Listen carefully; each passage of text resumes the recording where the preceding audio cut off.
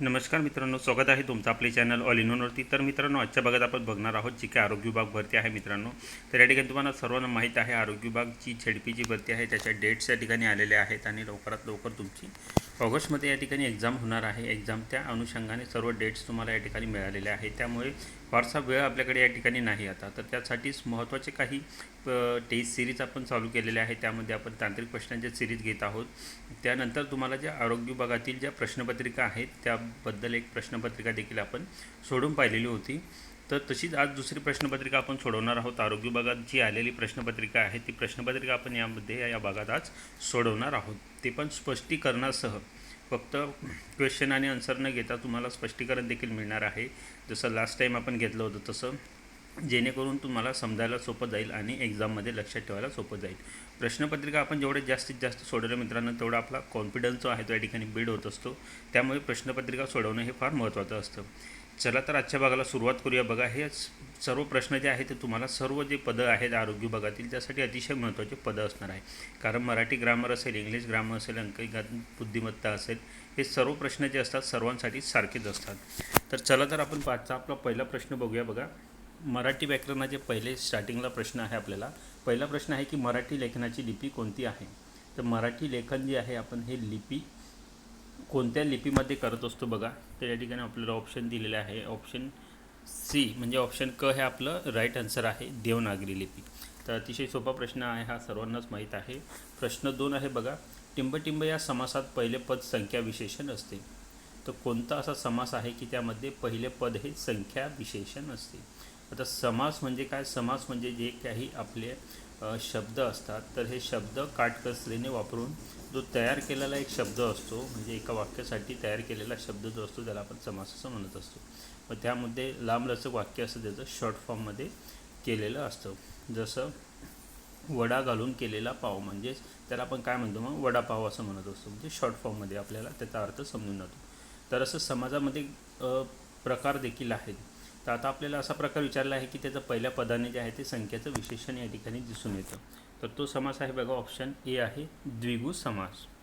तर द्विगु समास म्हणजे काय? द्विगु समास हा जो आहे, ज्या समासातील पहिले पद हे जे असते हे संख्या विशेषण असते व त्या सामासिक शब्दातून समूह सुचविला जातो। म्हणजे एखाद्या समूहासाठी जर जो शब्द आपण वाचतो त्याला जे आहे ते आपण काय म्हणत असतो मग द्विगु समास असं म्हणत असतो। समूह म्हणजे काय? जसं नवरात्र, नवरात्र काय आहे तर नवरात्रींचा समूह आहे। त्यानंतर पंचवटी, पंचवटी म्हणजे काय तर 5 वडांचा समूह। तर असे जे वेगवेगळे समूहांसाठी सुचवलं जातं त्याला आपण द्विगु समास असं म्हणत असतो। प्रश्न क्रमांक 3 आहे आपला, खालील शब्दाचा अचूक विरुद्धार्थी शब्द निवडा। खालील शब्दाचा अचूक विरुद्धार्थी शब्द आपल्याला या ठिकाणी निवडायचा आहे। बघा, उन्नती। आता उन्नती म्हणजे काय तर उन्नती म्हणजे आपली प्रगती होणे। आता प्रगती आणि उन्नती हे समानार्थी शब्द आहेत। प्रगती होणे किंवा उन्नती होणे हे समानार्थी शब्द आहेत, सद्गती होणे हे देखील। तर उन्नती म्हणजेच काय मग प्रगती, आणि अवनती म्हणजे काय तर अवनती त्याचा विरुद्धार्थी आहे। म्हणजे आपली जी झालेली प्रगती आहे किंवा आपलं जे आहे ते उलटं होणं त्याला आपण अवनती असं म्हणत असतो। प्रश्न क्रमांक 4 बघा, समूहवाचक शब्द योग्य कोणता? समूहवाचक शब्द योग्य कोणता? काजूंची, तर काजूंचीसाठी आपल्याला काय, काजूंची तर काय असेल मग काजूंची असेल गाठण। समूहवाचक शब्द आहे हा गाठण। पुढील प्रश्न आहे बघा, प्रश्न क्रमांक 5, नपुंसक लिंगी शब्द ओळखा। तर खाली काही शब्द दिलेले आहेत, त्यापैकी नपुंसक लिंगी शब्द आपल्याला ओळखायचा आहे। आता बॅट म्हणलं तर आपण काय म्हणतो ती बॅट, म्हणजे काय झालं स्त्रीलिंगी। चेंडू म्हटलं तर काय म्हणतो तो चेंडू, पुरलिंगी। नळ म्हटलं तर काय होतं तो नळ, पुरलिंगी। फळ म्हटलं तर तो आणि ती फळ असं म्हणतो का आपण? नाही म्हणत, तर ते फळ म्हणजेच काय नपुंसक लिंगी फळ। प्रश्न क्रमांक 6 आहे बघा, टिंबटिंब यांचे टोपण नाव रामदास होते। तर कोणाचे टोपण नाव रामदास होते बघा, तर ऑप्शन ड बघा, नारायण सूर्याजी पंत ठोसर। पुढील प्रश्न आपण बघणार आहोत, तर समानार्थी शब्द ओळखा। तर समानार्थी शब्द आपल्याला या ठिकाणी ओळखायचा आहे। शब्द दिलेला आहे सुधा, तर सुधासाठी समानार्थी शब्द आपल्याला या ठिकाणी ओळखायचा आहे बघा, तर कोणता आहे? ऑप्शन डी बघा, अमृत। सुधा किंवा अमृत हे काय आहे? हे समानार्थी शब्द आहे। त्यानंतर एक येतो बघा पियुष, तर हा देखील तुम्ही लक्षात ठेवायचा आहे। पुढील प्रश्न आहे बघा, प्रश्न क्रमांक 8, आकाशासाठी कोणता शब्द अयोग्य आहे?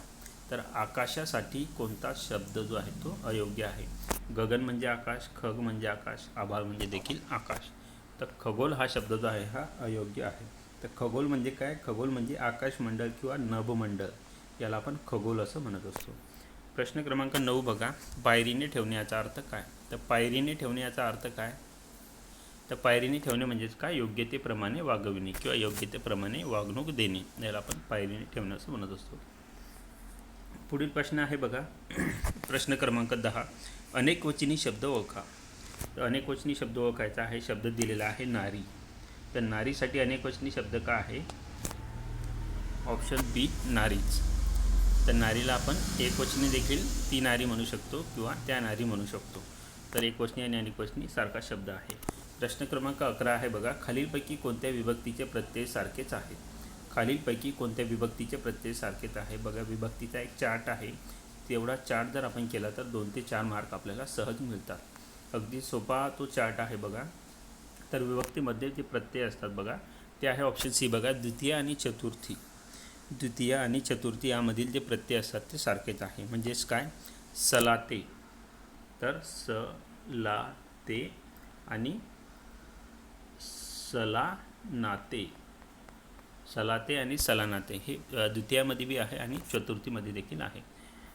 पुढील प्रश्न आहे आपला प्रश्न क्रमांक 12 बघा, खालीलपैकी अलंकारिक नसलेला शब्द कोणता?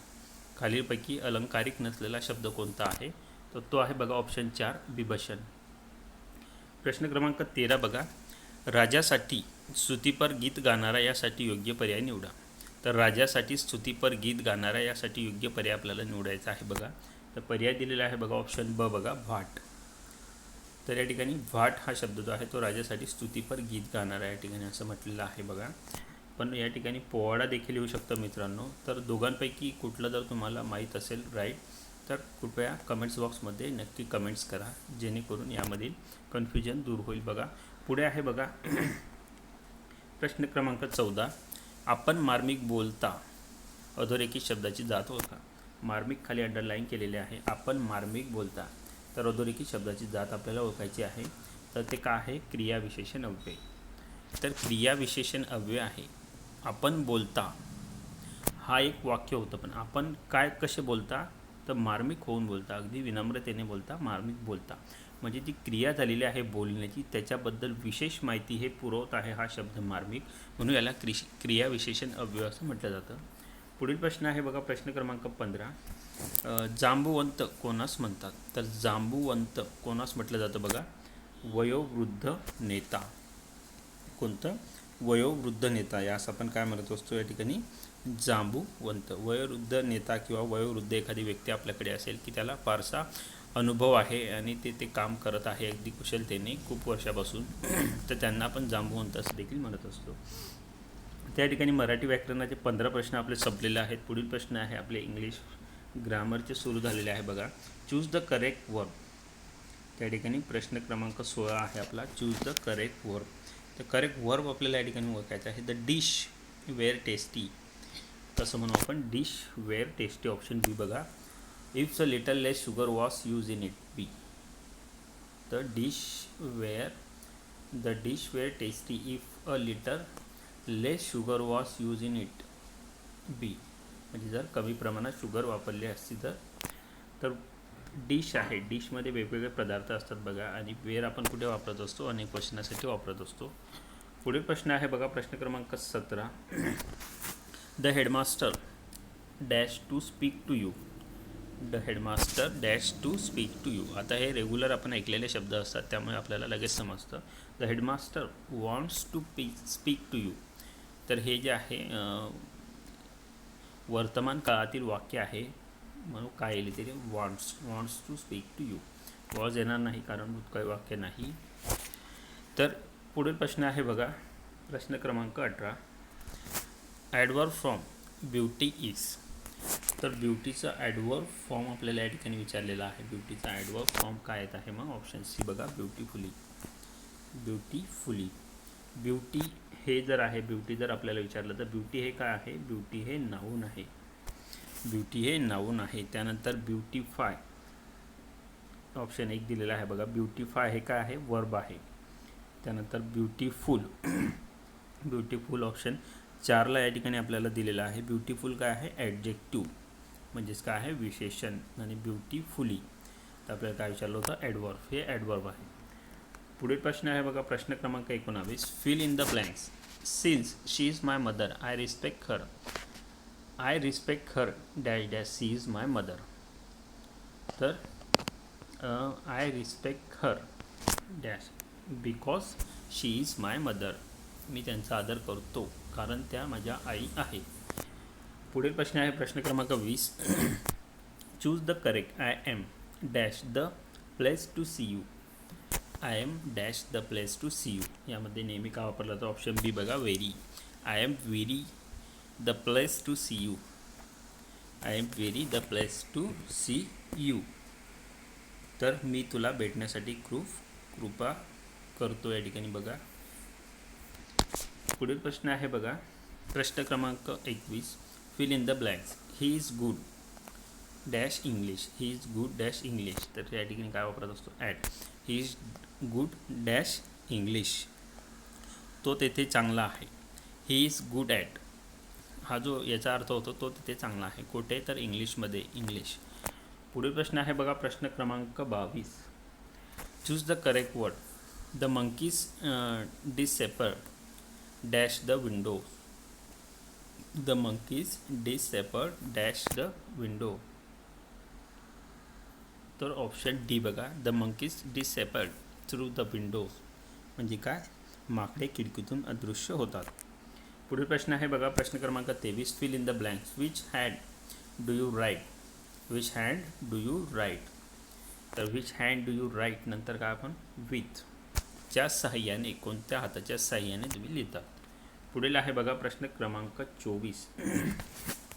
350 runs dash quite a decent decor. 350 runs that's quite a decent decor. तर काय आहे, 350 runs is quite a decent decor. Option क्रमांक ए. 25 बघा. पुढील प्रश्न आहे बघा, पुढील प्रश्न आहे आपला प्रश्न क्रमांक 25. Change into negative. त्या ठिकाणी आपल्याला एक वाक्य दिलेलं आहे, पॉझिटिव्ह वाक्य आहे, त्याला आपल्याला निगेटिव्ह करायचं आहे बघा. तर निगेटिव्ह वाक्य करताना आपल्याला फक्त वाक्य जे आहे ते नकारार्थामध्ये बनवायचं असतं आणि वाक्याचा जो अर्थ असतो तो वाक्याचा अर्थ जसाच तसा राहायला हवा. तर वाक्याचा अर्थ जसाच तसा राहायला हवा त्यासाठी आपल्याला फक्त त्याला निगेटिव्हमध्ये करावं लागेल. ही ट्रायड एव्हरी प्लॅन. म्हणजे त्याने प्रत्येक प्लॅन जो आहे तो ट्राय केला.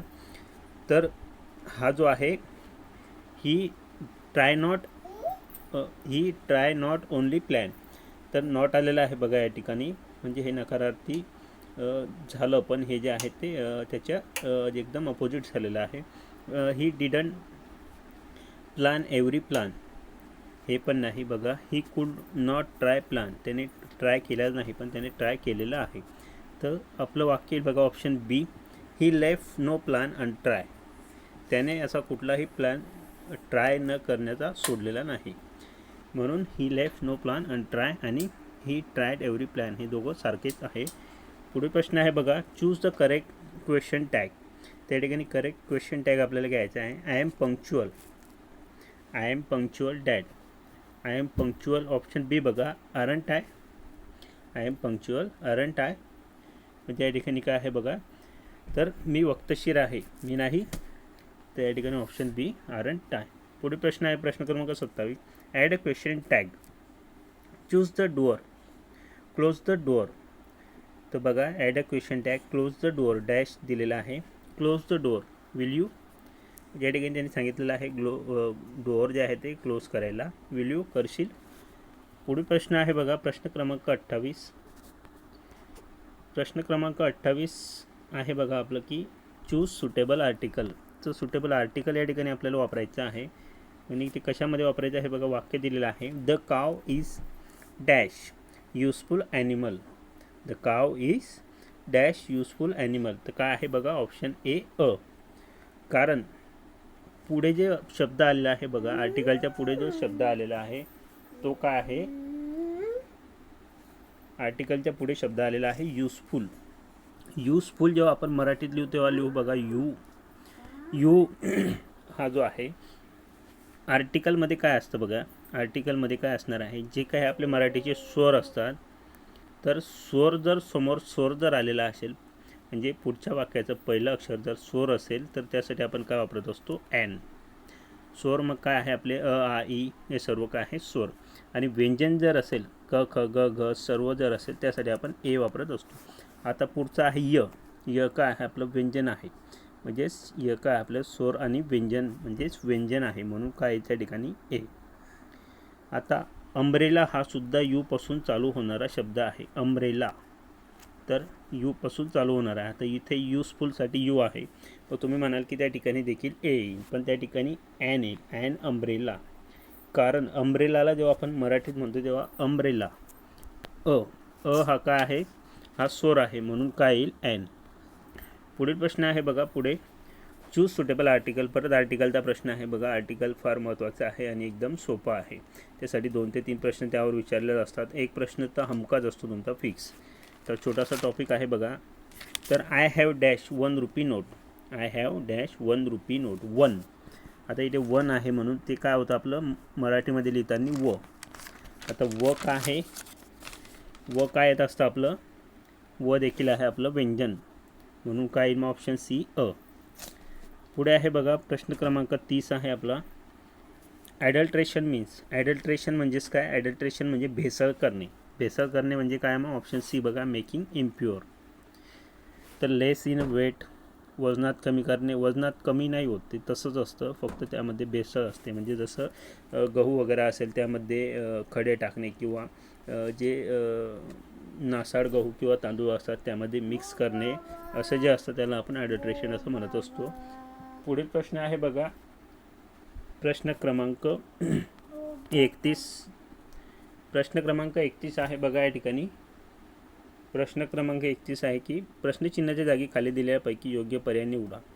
तर त्या ठिकाणी दिलेला आहे बघा 876 गुणिले 97 म्हणजे 84,972. तर हा सरळ त्यांचा गुणाकार पुढे दिलेला आहे. तर पुढचं आहे की 8.4972 भागिले 0.97. तर याचं उत्तर जे आहे तर हे तर सोडवलं आपण, त्या ठिकाणी ते येणार आहे 8.76. म्हणजे फक्त भागाकार त्या ठिकाणी करायचा आहे. पुढील प्रश्न आहे बघा, खालील उदाहरण सोडवा. तर खालील उदाहरण आहे बघा 24 वजा 3 गुणिले 9 भागिले 27 अधिक 5. आता हे काय आहे बघा, हे जे आहे यामध्ये गुणाकार आहे, वजाबाकी आहे, बेरीज आहे आणि भागाकार आहे, म्हणजे सर्व पदे या ठिकाणी आहे. मग हे जे आहे हे कोणत्या, कांचे बागू हा नियम आपण पाहिलेला असेल बघा, आपण मराठीत त्याला म्हणतो कांचे बागू बे व. कांचे म्हणजेच काय, तर कान म्हणजे कंस. तर कंस जो असतो आपल्याला सर्वात पहिले त्यामध्ये त्या उदाहरणातील कंस हा सोडवायचा असतो. त्यानंतर असतं बघा भागाकार, गुणाकार, बेरीज आणि वजाबाकी. तर या ठिकाणी गुणाकार चे म्हणजेच गुणाकार, तर कंस, गुणाकार, भागाकार, बेरीज, वजाबाकी या सर्व गोष्टी याप्रमाणे आपल्याला सोडवायच्या असतात. तर यामध्ये कंस तर नाही बघा, तर 24 आहे, 24 वजा 3 गुणिले 9 आहे, म्हणजे डायरेक्ट 27 आपण घेऊ. 27 भागिले 27 आहे, 27च्या खाली जरी घेतलं तरी चालेल, आणि पुढे आहे प्लस 5. तर 27 एके 27 म्हणजे काय झालं, 24 वजा 1 अधिक 5. 24 वजा 1 म्हणजेच 23 अधिक 5. 23 अधिक 5 म्हणजेच काय, 28. तर 28 हे आपलं उत्तर आहे बघा, ऑप्शन ब. तर पुढील प्रश्न आहे बघा प्रश्न क्रमांक 33 आपला, की केतन आणि त्याचे वडील यांच्या वयांचे गुणोत्तर 4:7 आहे. तर त्यांच्या वयांची बेरीज 77 वर्ष असेल तर त्यांची वये काढा. आता केतन आणि त्याचे वडील दोघांचं वय आपल्याला या ठिकाणी काढायचं आहे. त्यांचं गुणोत्तर दिलेलं आहे 4:7. मग केतन हा आहे आणि एफ फादर म्हणजे त्याचे वडील. 4 केतन पहिले दिलेले आहे म्हणून पहिलं गुणोत्तर त्याच्यासाठी, आणि 7 त्याच्या वडिलांसाठी.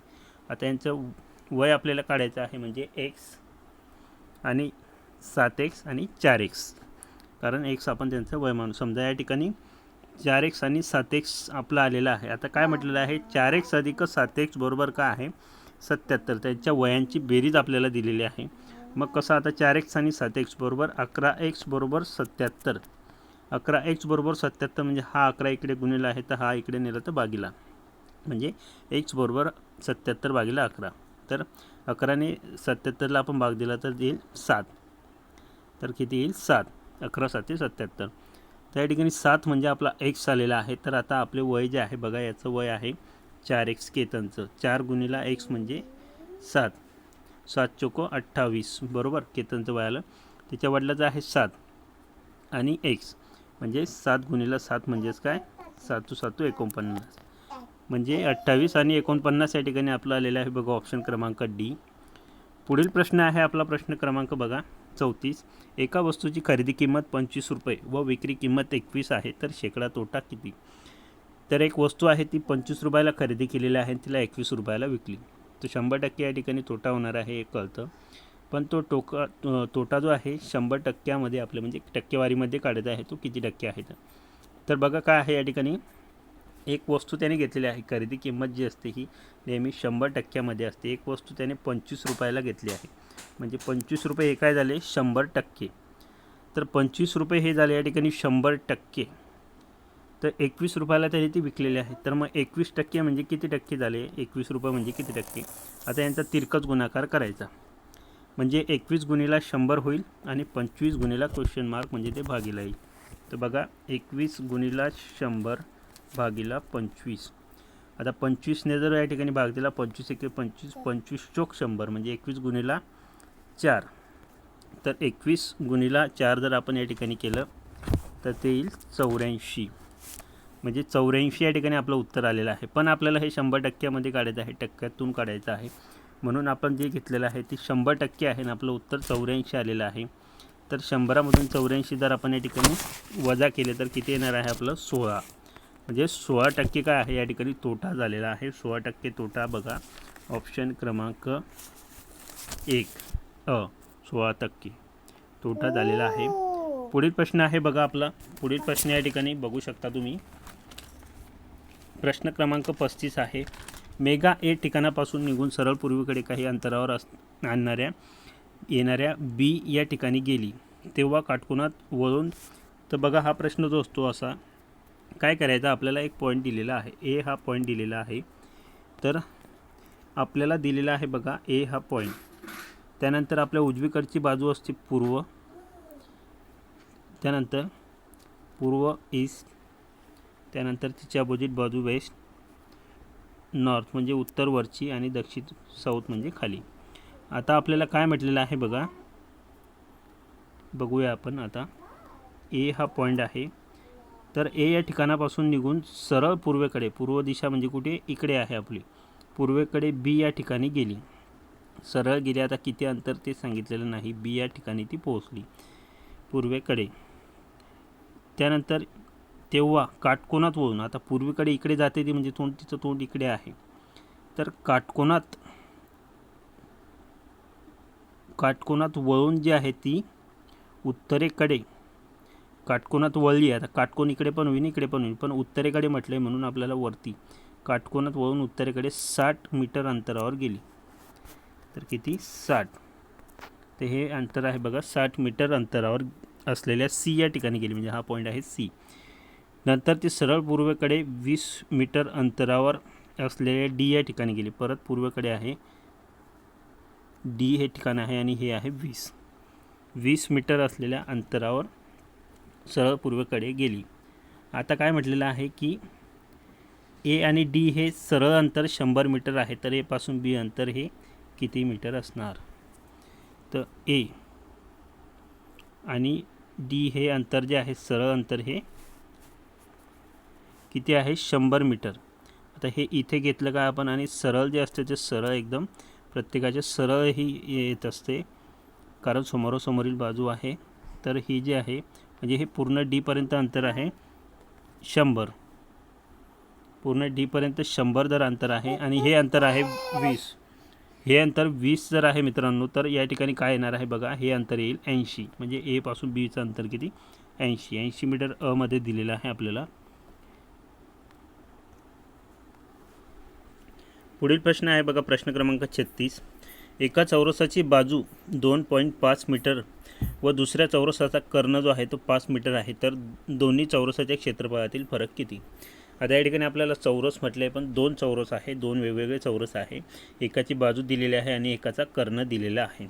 तर यांच्या क्षेत्रफळातील फरक आपल्याला विचारायचा आहे. तर आपल्याला त्यासाठी दोघांचं क्षेत्रफळ काढावं लागेल.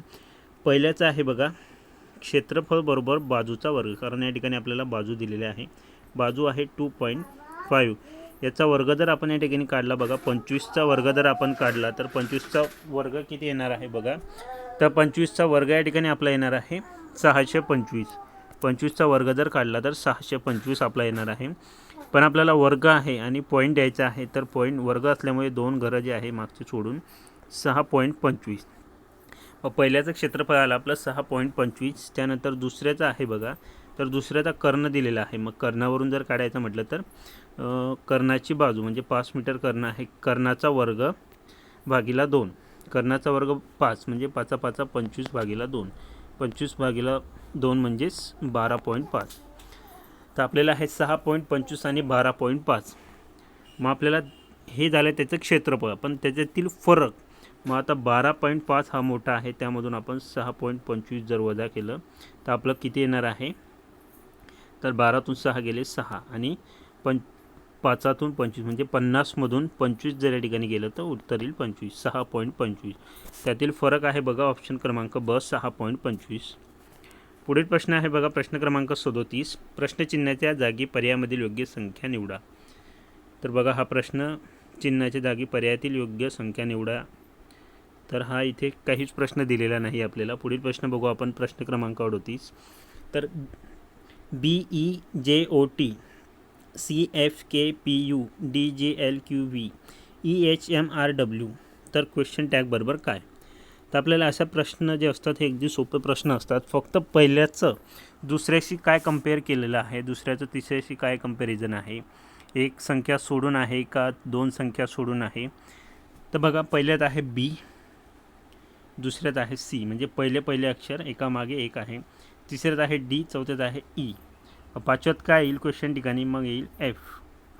त्यानंतर दुसऱ्या पहिल्या याच्यातलं दुसरं आहे बघा ई, एफ जी एच म्हणजे हे काय येणार आहे या ठिकाणी. तर हे जर पाहिलं तर आपण एफ आय, कारण ई एफ जी एच नंतर आय. त्यानंतर आहे जे के एल एम आणि इथे येईल एन. त्यानंतर O P Q R S. त्यानंतर T U V W X म्हणजे FINSX म्हणजे ऑप्शन सी बघा आपलं उत्तर. पुढील प्रश्न आहे बघा प्रश्न क्रमांक 39. मार्गशीर्ष बरोबर पोच तर फाल्गुन बरोबर. मार्गशीर्ष बरोबर पोच तर फाल्गुन बरोबर ऑप्शन डी बघा चैत्र. प्रश्न आहे बघा प्रश्न क्रमांक 40. एका आयताची लांबी रुंदीपेक्षा 5ने जास्त आहे. आयताची परिमिती 40 सेंटीमीटर असल्यास आयताची लांबी व रुंदी काढा. त्या ठिकाणी आयताचा आपल्याला दिलेला आहे बघा 5. लांबी जी आहे रुंदीपेक्षा 5ने जास्त आहे आणि परिमिती दिलेली आहे. तर बघा आपण कसं काढू. तर म्हणजेच परिमिती दिलेली आहे, परिमिती सूत्रावरून आपण काढू शकतो. समजा हा आयत आहे, आयताची ही लांबी आहे आणि ही रुंदी आहे. तर काय म्हटलं, लांबी रुंदीपेक्षा 5ने जास्त आहे म्हणजे रुंदी काय येईल, मग रुंदी माहीत नाही म्हणून x. लांबी 5ने जास्त आहे म्हणून x अधिक 5. आता काय येईल आपलं x अधिक 5. मग आपल्याला परिमिती दिलेली आहे, परिमिती बरोबर काय सर्व बाजूंची बेरीज. मग आता परिमिती दिलेली आहे आपल्याला 40. 40 बरोबर सर्व बाजू काय आहे x अधिक 5 अधिक x अधिक 5 अधिक x आणि अधिक x म्हणजे 40 बरोबर x अधिक 5 x अधिक 5 आणि ते 2x म्हणजे 4x अधिक 5 आणि 5 10 म्हणजे 40 बरोबर 4x अधिक 10. मग हे 40 जे आहे हा 10 इकडे प्लस आहे, इकडे आणला तर मायनस होईल म्हणजे 4x बरोबर 40 वजा 10. 4x बरोबर 40 वजा 10 म्हणजे तर काय येईल आपलं 4x बरोबर 30. 40मधून 10 गेले तर 4x बरोबर 30 आहे. तर x बरोबर काय येईल 30 भागिला, इकडे गुणिला 4 आहे म्हणून इकडे भागिला.